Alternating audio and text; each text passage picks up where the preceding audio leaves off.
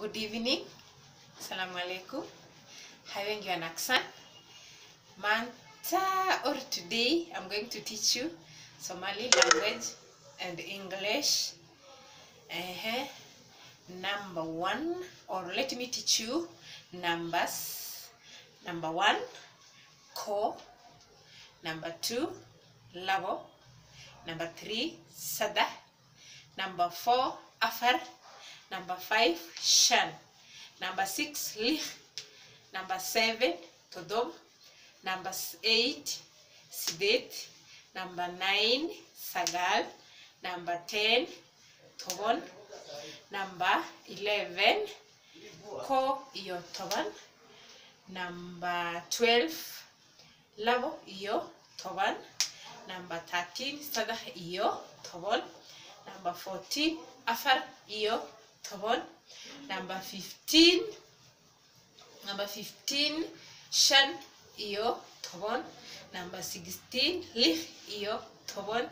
Number 17, todobo iyo toban. Number 18, sidet iyo toban. 19, sagal iyo toban. Number 20, labatan. Number 30, mahawa anyway love. Number 30, labatan. 40, afaratan. 50, konton. 60, lihtan. 70, totobatan. 80, sitetan. 90, sagashan.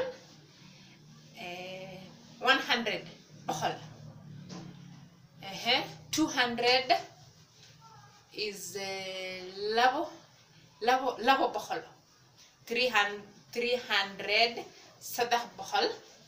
400, afar bohol. 500, shan bohol. 600, lih bohol. 700, totobata bohol.